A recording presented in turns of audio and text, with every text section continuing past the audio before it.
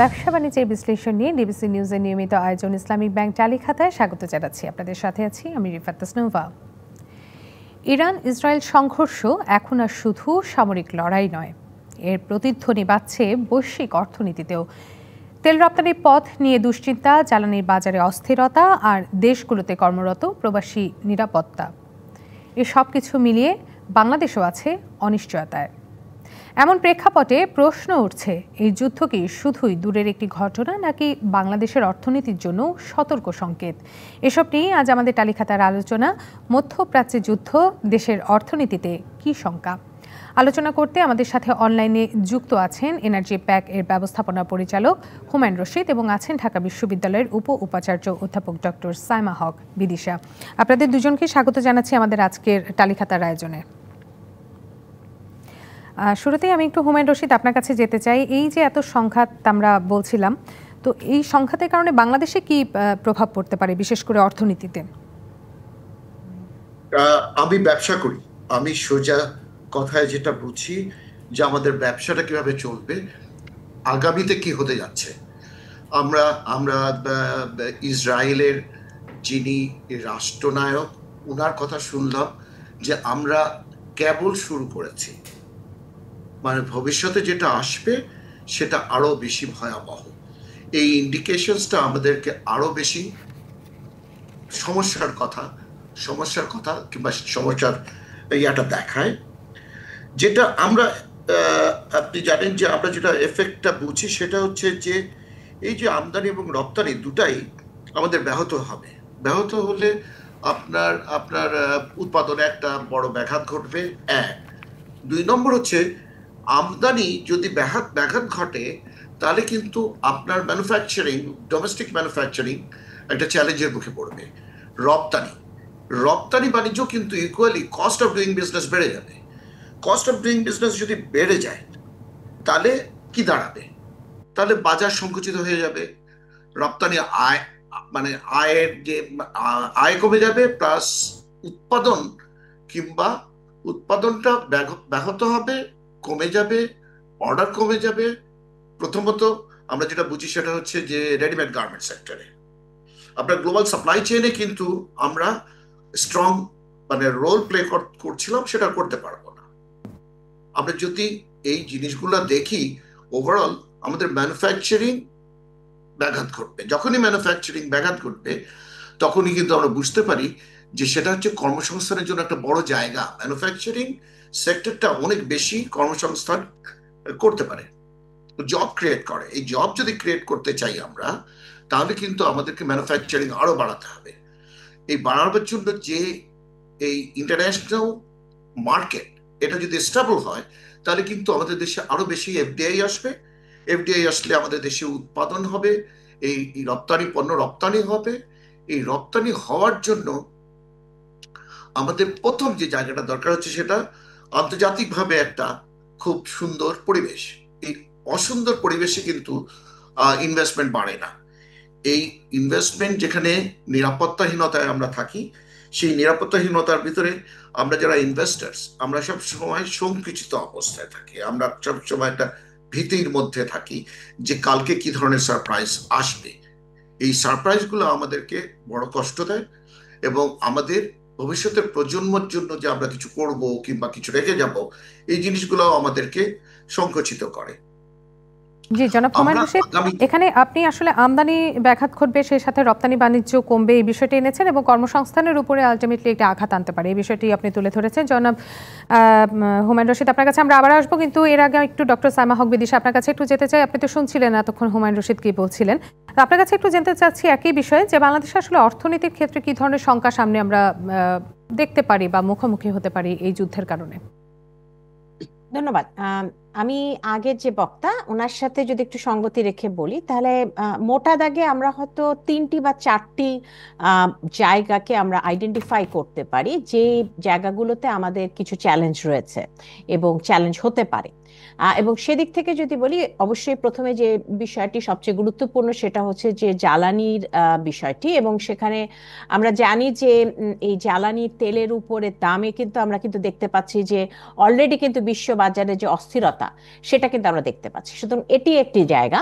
দ্বিতীয় হচ্ছে রেমিটেন্সের বিষয়টা রয়েছে। মধ্যপ্রাচ্যের দেশ এবং এই বিভিন্ন দেশের সাথে যে সম্পর্কের কারণে যে রেমিটেন্স প্রবাহ আমাদের সামষ্টিক অর্থনীতির একটা বড় ধরনের একটা ভিত্তি, সেই জায়গাটাতে একটা চাপ আসতে পারে যদি এই যুদ্ধ দীর্ঘমেয়াদী হয়। তৃতীয়ত সেটা সামষ্টিক অর্থনীতির কথাই যখন বললাম, সেটার সাথে সঙ্গতি রেখে একটু বলতে হয়, সেটা হচ্ছে যে সার্বিকভাবে আমার আগের বক্তা যেটি বললেন সেটাকে যদি আমি আরেকটু সামনের দিকে আগাই, এবং যদি আমরা এ ধরনের আশঙ্কা যদি থাকে যে যুদ্ধ ত্বরান্বিত হতে পারে এবং যুদ্ধ আরো দিন একটা বড় সময় ধরে চলবে এবং অন্যান্য বিভিন্ন রাষ্ট্র সেটার সাথে সংশ্লিষ্টতা তৈরি হবে, এই ধরনের বিষয় যদি হয়, তাহলে একটা বিষয় সেটা হচ্ছে যেখানে খুব গুরুত্বপূর্ণ, এটা হচ্ছে যে লোকেশনাল ভিত্তিতে যদি আমরা জানি যেখানে একটা হরমুজ প্রণালী আছে। তো এই প্রণালীটার মাধ্যমে আমরা কিন্তু যেটা জানি যে মোটামুটিভাবে জ্বালানি তেল এবং এই বিভিন্ন ধরনের জ্বালানি পণ্য প্রায় 20%-এর মতো কিন্তু এই প্রণালীর মাধ্যমেই কিন্তু সরবরাহটা হয়।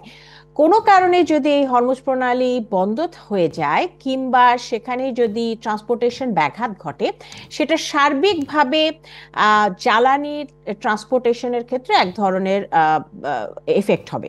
এবং সেটা যদি হয় তাহলে যেটি বিষয় সেটা হচ্ছে যে আমরা আগে যে জ্বালানি তেলের যে সংকটের কথাটা আমরা বলছি বা জ্বালানি তেলের দাম বেড়ে যাওয়ার কথা যেটা বলছি, সেটাকে আরো বেশি অ্যাম্প্লিফাই করতে পারে। এবং সেটার পাশাপাশি সার্বিকভাবে জ্বালানি তেলটা আসলে কেন দরকার, তার মূল একটা বিষয় হচ্ছে যেটা হচ্ছে উৎপাদনের একটা বিষয়, খরচের একটা ব্যাপার আছে, ভোক্তার একটি বিষয় আছে। সুতরাং এটা যদি আমরা বলি যে শিল্পের উৎপাদন বলি কিংবা আমরা ভোক্তার কথা বলি, আমাদের সার্বিক পরিবহনের কথা বলি, বিদ্যুতের উৎপাদন কথা বলি, সবকিছুর সাথে কিন্তু সংশ্লিষ্ট। সুতরাং এটা কিন্তু আমাদের দ্রব্যমূল্যের উপরও একটা উৎপাদন, জি, অর্থাৎ আপনি বলতে চাচ্ছেন যে এই যে একটি বৈশ্বিক পরিস্থিতি, এটার প্রভাবে বাংলাদেশে একটি একেবারে উৎপাদন পর্যায় থেকে শুরু করে দ্রব্যের মূল্য এখানেও কিন্তু একটি নেতিবাচক প্রভাব ফেলতে পারে। এই বিষয়টি নিয়ে আসলে আমরা আরো কথা বলবো, কিন্তু তার আগে নিয়ে নিচ্ছি ছোট্ট একটি বিরতি নিচ্ছি ব্যবসা বাণিজ্যের বিশ্লেষণ নিয়ে ডিবিসি নিউজের নিয়মিত আয়োজন ইসলামী ব্যাংক চালিখাতায়। বিরতির পর আবারও স্বাগত জানাচ্ছি ব্যবসা বাণিজ্য বিশ্লেষণ নিয়ে ডিবিসি নিউজের নিয়মিত আয়োজন ইসলামিক ব্যাংক তালিকাতায়। আজকে আমাদের যে আলোচনার বিষয় তার জন্য আমরা দুজন অতিথিকে আমাদের সাথে অনলাইনে পেয়েছি। আমরা চলে যাচ্ছি আমাদের অতিথির কাছে। এ পর্যায়ে আমি একটু হুমায়ুন রশিদ আপনার কাছে যেতে চাই। আমরা এরই মধ্যে জেনেছি যে এই যে তেল বলেন বা জ্বালানি বলেন, এটা অনেক দিনের একটি সংকট। এটা যে শুধুমাত্র এই যুদ্ধের কারণে বা এই বৈশ্বিক এই কারণে হচ্ছে তা কিন্তু না। এই সংকট আমাদের যে শিল্প প্রতিষ্ঠানগুলো রয়েছে আরএনজি ক্ষেত্রে, এগুলো অনেক দিনের সংকট। তো জ্বালানি নিরাপত্তার কথা যদি বলি, তাহলে এই জ্বালানি নিরাপত্তায় এলএনজির বিকল্প কোনো কৌশল নিয়ে আপনারা ভাবছেন কিনা? ধন্যবাদ। আমরা জ্বালানির বর্তমানে যে আমরা ন্যাচারাল গ্যাসের উপর যে ডিপেন্ডেন্সি আছে আমাদের, ওখান থেকে আমরা সরে আসতে চেষ্টা করছি। আমরা যারা শিল্প খাতে আছি, আমরা এলপিজিতে যাওয়া যায় কিনা সেটা নিয়ে কাজ করছি, এনার্জি এফিশিয়েন্ট হওয়া যায় কিনা সেটা নিয়ে কাজ করছি।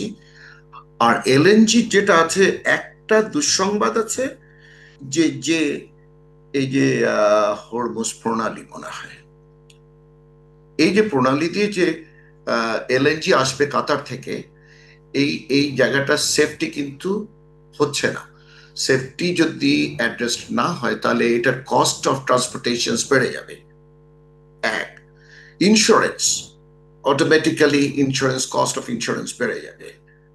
আপনার যারা এই পরিবহনের সাথে জড়িত, নাবিক কিংবা শিপিং এর সাথে যারা জড়িত, তাদের লাইফের ইন্স্যুরেন্সের কস্ট কিন্তু বেড়ে যাবে। ফলে এটার এফেক্ট কিন্তু আমরাও পাবো। তবে ভালো খবর, সুসংবাদ যেটা হচ্ছে সেটা হচ্ছে সরকারের একটা টার্ম কন্ট্রাক্ট আছে কাতার গভর্নমেন্টের সাথে, যেটা আগামী ডিসেম্বর পর্যন্ত বাংলাদেশ সরকার এলএনজি পাবে। পেলে আমাদের যে প্রায় 1100 MMCFD গ্যাসের যে শর্টেজ আছে, সেই গ্যাসটা 1100-1200 এরকম, এই এই এই গ্যাসটা আমরা পেতাম যদি এই জায়গাটাতে এই চ্যানেলে যদি কোনো রকম যুদ্ধ কিংবা যুদ্ধের মতন কোনো অস্থির অবস্থা না হতো। কিন্তু এখন এই সাপ্লাই চেনটা ব্রেক করার শুভ সম্ভাবনা আছে। যদি এই সব সাপ্লাই চেনটা ব্রেক করে কোনোভাবে, তাহলে কিন্তু আমাদের এই উৎপাদনশীল খাতে একটা বড় একটা ধাক্কা লাগার সম্ভাবনা জি, আছে। অর্থাৎ আপনি বলতে চাচ্ছেন যে বর্তমানে যে ইসরায়েল ইরান যুদ্ধের প্রেক্ষাপটে যদি ইরান সামরিক কোনো প্রতিক্রিয়া নেয় তাহলে হরমুজ প্রণালীতে জাহাজ চলাচলে একটি বাধা আসতে পারে এবং এই প্রণালীর কারণে আমাদের একটি সমস্যা তৈরি হতে পারে। কিন্তু এখানে আমি একটু যেতে চাই ডক্টর সাইমা হক বিদিশা আপনার কাছে। আপনি একটি বিষয় বলেছেন যে রেমিটেন্স প্রবাহ কমে যেতে পারে। আমরা জানি যে মধ্যপ্রাচ্যে প্রচুর বাঙালি আছেন, প্রচুর বাঙালি প্রবাসী আছেন, সেক্ষেত্রে রেমিটেন্স কমে যাওয়ার একটি আশঙ্কা আপনি করছেন। রেমিটেন্স কমে গেলে সেটা রিজার্ভের উপরেও তো একটি নেতিবাচক প্রভাব ফেলবে। এটা একটি গুরুত্বপূর্ণ জায়গা। এটা সার্বিকভাবে পুরো বিষয়টি নির্ভর করবে হচ্ছে যে কতটা দীর্ঘস্থায়ী এই যুদ্ধ হবে এবং সেটা সার্বিকভাবে মধ্যপ্রাচ্যের অন্যান্য দেশগুলোর উপরে, যে সমস্ত দেশে আমাদের প্রবাসীরা রয়েছেন, সেখানকার অবস্থায় কি ধরনের তাদের যে চাহিদা, সেই চাহিদায় শ্রমিকের যে চাহিদা, সেখানে কি ধরনের প্রভাব পড়বে, তাদের উৎপাদনে কি ধরনের প্রভাব পড়বে। এবং সেদিক থেকে যদি আমরা বলি তাহলে আমাদের সার্বিকভাবে রেমিটেন্স, আমরা জানি যে বেশ কয়েক মাস থেকে রেমিটেন্স প্রবাহে যে আমরা একটা ইতিবাচক একটা দিক আমরা দেখছি, সেটা কিন্তু আমাদের রিজার্ভকে শক্তিশালী করতে এবং আমাদের বিনিময় হারকে একটা মোটামুটিভাবে একটা স্টেবল পর্যায়ে আনতে এবং সার্বিকভাবে সামষ্টিক অর্থনীতির ভারসাম্যটাকে বজায় রাখার জন্য কিন্তু সাহায্য করছে। এবং এই কারণে এখানে যেটা শঙ্কার বিষয় সেটা হচ্ছে যে রেমিটেন্স প্রবাহে যদি কোনো ধরনের আমরা দেখি যে রেমিটেন্স প্রবাহের ক্ষেত্রে নেতিবাচক দিক যদি আমরা দেখি, তাহলে সেটা কিন্তু আসলে আমাদের সামষ্টিক অর্থের যে ভারসাম্য, যেটা আমরা গত কয়েক মাসে আমরা মোটামুটি ভাবে একটা স্বস্তিদায়ক একটা অবস্থায় মোটামুটি পৌঁছেছি, সেই জায়গায় কিন্তু একটা চাপ পড়তে পারে এবং সেটা কিন্তু আবার আমাদের মুদ্রাস্ফীতি অর্থাৎ আমাদের যে বিনিময় হার, সে বিনিময় হারের উপরও কিন্তু এটার একটা প্রভাব পড়তে পারে।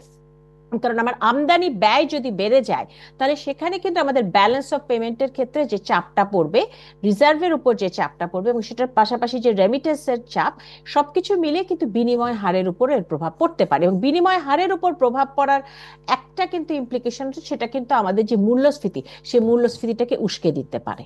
সুতরাং সেই মূল্যস্ফীতি উস্কে দেওয়ার অর্থটা হচ্ছে যে সার্বিকভাবে যে ভোক্তা রয়েছে, সাধারণ মানুষ রয়েছে, সে সাধারণ মানুষের উপর এর প্রভাব পড়তে পারে। সেক্ষেত্রে আমরা যদি বলি যে সরকারের ঠিক এ সময়ে এসে কি ব্যবস্থা গ্রহণ করা উচিত, সাইমা হক বিদিশা আপনাকেই বলছি যে সরকারের এই মুহূর্তে আগাম কি ধরনের ব্যবস্থা গ্রহণ করা উচিত যাতে ভবিষ্যতে একেবারে খারাপ অবস্থায় অর্থনীতি আর চলে না যায় বা অর্থনীতি সেই নাগাম যেন টানা যায়। হ্যাঁ, এটার মধ্যে একটা বিষয় হচ্ছে যে যেহেতু আমরা রিজার্ভের একটা বিষয় আছে যেটা অসম্ভব গুরুত্বপূর্ণ একটি বিষয়, যেটা সার্বিকভাবে সামষ্টিক অর্থনীতির ভারসাম্য, বিনিময় হার, এগুলোকে একটা রক্ষা করবার জন্য একটা খুব গুরুত্বপূর্ণ একটা ইন্ডিকেটর। সেখানে আমাদের রিজার্ভের ক্ষেত্রে রিজার্ভের যে ম্যানেজমেন্ট, যে ব্যবস্থাপনা, সেই জায়গাটা আমাদের সাবধানে এবং সতর্কতার সাথে করতে হবে। এবং সেখানে আমাদের বিভিন্ন প্রকল্প নেওয়া বা বিভিন্ন ধরনের রিজার্ভ ম্যানেজমেন্টের যে বিষয়গুলো রয়েছে, সেই জায়গাগুলোতে একটা কশাস একটা এফার্ট দিতে হবে, এটা একটা বিষয়। এর পাশাপাশি একটু আগের বক্তার সাথে আপনি কথা বলছিলেন যে সেখানে আসলে আমরা বিভিন্ন ধরনের জ্বালানির উৎসগুলো, সেই ভিন্ন ধরনের যে জ্বালানির উৎসগুলোর মধ্যে আমাদের বিভিন্ন ধরনের বিকল্প উৎস যেগুলো রয়েছে নবায়নযোগ্য, এবং সেই ধরনের উৎসগুলোর দিকে আমাদের আরো বেশি গুরুত্ব দিতে হবে। কিন্তু সেটা হয়তো স্বল্প মেয়াদে না, সেটার ক্ষেত্রে আমাদের এটা হয়তো একটা মধ্যমেয়াদী একটা পরিকল্পনার অংশ। আর একটা কথা কিন্তু আমরা সবসময় অর্থনীতিতে যারা কাজ করছেন তারা বলে আসছেন, সেটা হচ্ছে যে যত আমরা একটা ফ্রেজ ব্যবহার করি যে ডাইভার্সিফিকেশন রিডিউসেস রিস্ক। সুতরাং আপনি যত বেশি বহুমুখী করতে পারবেন, রপ্তানি ক্ষেত্রটা যত বেশি বহুমুখী বহুমুখী করতে পারবেন। আপনি আমাদের প্রবাসীদের ক্ষেত্রে তাদের ক্ষেত্রে যে বিভিন্ন যে ডেস্টিনেশন কান্ট্রি, সেই জায়গায় যত বেশি বহুমুখীকরণ করতে পারবেন, যত বেশি বৈচিত্র্যতা আনতে পারবেন। জ্বালানির ক্ষেত্রে যে বিভিন্ন জায়গা থেকে যে আমরা জ্বালানি সংগ্রহ করি, সেই জায়গায় যত বেশি আমরা বিকল্প আনতে পারবো, তত বেশি কিন্তু আমাদের ঝুঁকিটা, আন্তর্জাতিক এই ঝুঁকি সেক্ষেত্রে আন্তর্জাতিক সেই ঝুঁকি মোকাবেলার একটি সম্ভাবনা তৈরি হবে। কিন্তু একেবারে একটি শেষ প্রশ্ন দিয়ে আমরা শেষ করবো, একটু ছোট করে শুনবো হুমায়ুন রশিদ। ব্যক্তি পর্যায়ে আমাদের কি ধরনের সতর্কতা অবলম্বন করা উচিত? এনার্জির ব্যাপারে আমি যেটা বলবো সেটা হচ্ছে যে এনার্জি সিকিউরিটিটা একটা বড়, it's a very large issues. এটা লং টার্ম একটা প্ল্যান থাকা উচিত। এই ধরনের ক্রাইসিস অতীতে হয়েছে, ইউক্রেন রাশিয়া ওয়ারের সময় শুরু হয়েছে, যখন এনার্জি প্রাইস অত্যন্ত বেড়ে গেছিল, যার ফলশ্রুতিতে আজকে আপনি ডলার 122 টাকা করে কিনছেন এবং আপনার একটা বড় চেইন এফেক্ট আসছে। আমাদের ভবিষ্যতে এই ধরনের এনার্জি সিকিউরিটি যদি অ্যাড্রেস না হয়, তাহলে কিন্তু ভবিষ্যতে আরো বড় আমরা এই ধরনের ঝুঁকিতে পড়তে পারি। এর জন্য সিকিউরিটিটাকে ডিটেইলিং করে নিয়ে একটা পলিসি আকারে একটা প্রোটেকশন দরকার। এই প্রোটেকশনটা যদি আমরা অ্যাড্রেস করতে পারি, এই চ্যালেঞ্জগুলো আমরা কিন্তু অ্যাড্রেস করতে পারবো। আমাদের ম্যানুফ্যাকচারিং সেক্টর বলেন, আমাদের সার্ভিস সেক্টর বলেন, কিংবা আমাদের কর্মসংস্থান বলেন, কিংবা রেমিটেন্স যোদ্ধাদের কথাই বলেন না কেন, যে যারা এখন তাদেরও কিন্তু কর্মসংস্থানের উপরে একটা বড় একটা চ্যালেঞ্জ আসবে। আপনি যারা ধরেন আমেরিকা থেকে যারা রেমিটেন্স পাঠান, তাদের আজকে যে অবস্থা, তাদের ভিতরে আজকে বেশ চ্যালেঞ্জিং টাইম তারা পার করছে, এবং এখন টাকা পাঠালে তাদেরকে 5% ট্যাক্স দিতে হচ্ছে। এই জায়গাগুলা আগামীতে এইখানে রেমিটেন্স পাঠালে এখানে একটা প্রোডাক্ট থাকা উচিত ছিল, যে তাদের পয়সাটা সরকার সিকিউর করবে কোনো না কোনো ভাবে, ইন রাইট প্রপারলি অ্যাড্রেস, মানে যাতে ইনভেস্টমেন্ট করা যায়। এটা হচ্ছে ম্যানুফ্যাকচারিং হচ্ছে আমাদের দেশের জন্য অ্যাপ্রোপ্রিয়েট সেক্টরস, যেখানে অনেক লোকের কর্মসংস্থান হতে পারে, সেটা অঞ্চল ভিত্তিক হতে পারে। আমাদের যে ডোমেস্টিক রিসোর্সেস আছে, এখানে ইনোভেশন দরকার আছে। এই ইনোভেশনগুলো যদি আমরা অ্যাড্রেস করতে পারি, জি, এবং একই সাথে আমরা প্রত্যাশা করব, আমরা বিভিন্ন সময় জ্বালানির ক্ষেত্রে দেখা যায় অপচয় করি, ব্যক্তি পর্যায়ে আমরা অনেকেই অপচয় করি। সেই অপচয়টা যদি আমরা রোধ করতে পারি এবং জ্বালানি ব্যবহারের ক্ষেত্রে আমরা যদি সচেতন হই, সেক্ষেত্রে হয়তো কিছুটা আমরা এই সংকট কাটিয়ে উঠতে পারবো। আমরা একেবারেই শেষ করতে হচ্ছে আজকের অনুষ্ঠান। হুমায়ুন রশিদ আপনাকে এবং ডক্টর সাইমা হক বিদিশা, আপনাদের দুজনকেই অসংখ্য ধন্যবাদ জানাচ্ছি। শেষ করছি ব্যবসা বাণিজ্য বিশ্লেষণ নিয়ে ডিবিসি নিউজের নিয়মিত আয়োজন ইসলামিক ব্যাংক চালিখাতা। সঙ্গে থাকুন।